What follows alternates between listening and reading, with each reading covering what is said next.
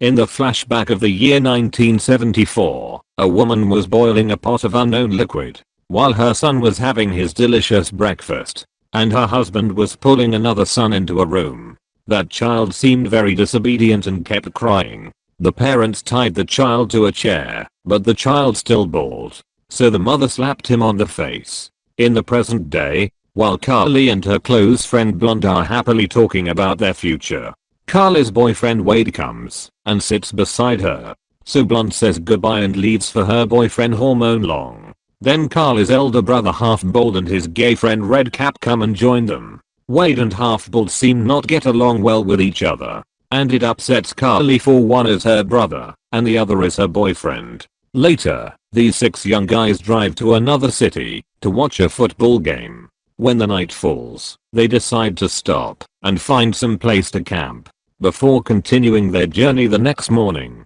At the campsite, Half-Bald and Wade quarrel again. Carly asks her brother to be nicer to her boyfriend, which makes Half-Bald very unhappy about his sister. While the 6 friends are having fun, a truck comes toward them with the high beams on. The strong beams hurt Half-Bald's eyes. He gets angry and throws a stone toward the light, breaking it. Then the truck turns around and goes away. Feeling tired, the young guys crawl into their camps to sleep. When they wake up the next morning, Wade finds his car has a flat tire, and the girls smell something stink in the air. They try to find where the stink comes from. The girls walk deep into the grove. There they find a pit filled with corpses. It is where the stink smell comes from. Carly falls into the terrifying pit by accident, but the bad luck never comes alone.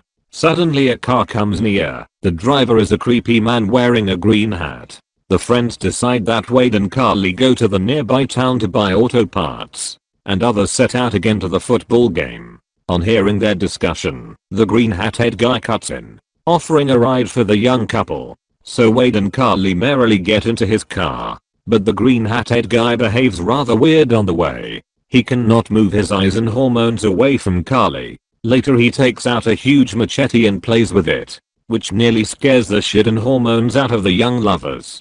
Finally they arrive at the town, but the small town seems haunted, for they see nobody in the streets. The young lovers wander about and find out that all the people are attending a funeral in the church. The fat greasy guy, manager of the gas station, comes out and consoles the worried lovers, saying he will ride them to the gas station as soon as the funeral is over. So the young lovers take their time and curiously walk around in the town named Ambrose. They come to the house of wax. When inside they discover everything is made of wax, and the wax figures are stunningly realistic. While they are looking around, Carly sees from the mirror a disfigured man passing by. Frightened, she takes her boyfriend's hand, and they quickly run away. Greasy rides the couple to his home right after the funeral. Carly waits in the car and Wade follows Greasy into his house for automobile parts. While he gazes here and there with curiosity, Greasy hamstrings him from the back. The disfigured man reappears and stuns Wade before taking him away. While waiting, Carly sees a truck whose light was hit broken by Half-Bald. It parks right in front of Greasy's house. She then is aware of great danger, so she sounds the horn to warn Wade and calls Hormone Long for help. But Hormone Long does not answer the phone, for he is busy with the horny hormone game right at that time. When Greasy comes out of the house, Carly exposes that he is the truck driver.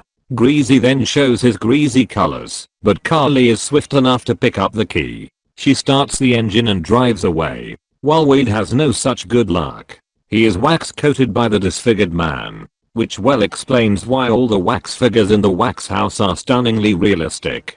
Carly runs to the church for help, but is astonished to find out that people sitting in the church are not real humans but all wax coated corpses. She realizes suddenly that all the people in the small town were murdered and made into waxed figures. When Greasy approaches near, Carly is seized with panic. He takes her soon and drags her down to the basement, ties her to the chair and seals her mouth with glue. Redcap and Half-Bald come to the town to look for Carly and Wade.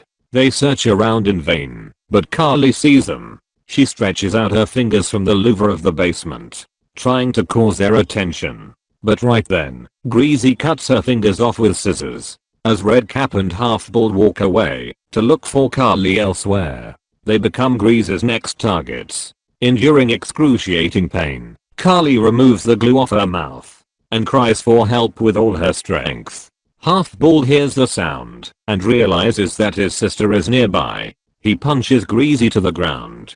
Following Carly's cry, he rescues her out of the basement. Redcap finds Wade, who has been wax coated.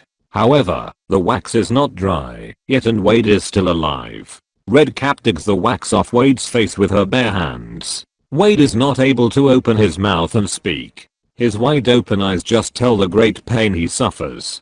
The disfigured man shows up out of nowhere and cuts off the head of Mr. Redcap with scissors, making him Mr. Redhead immediately. Back to the camp, unexpectedly, Blonde and Hormone Long enjoy the longest hormone game the first time of their whole life, knowing nothing about the bloody scenes happening to their friends. Later, Hormone Long switches his phone on and calls back to the unanswered call from Carly, but it is too late. The disfigured man approaches him from the back and kills him with a cut in the throat, making Mr. Long appear the shortest in the show among the 6 friends.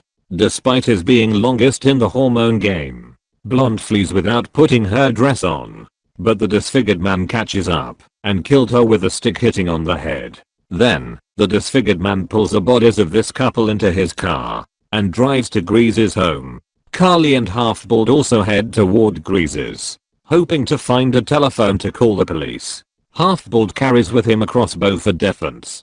Greasy discovers them and fires with the shotgun. Half-Bald shoots 2 arrows at him, causing him to fall to the ground.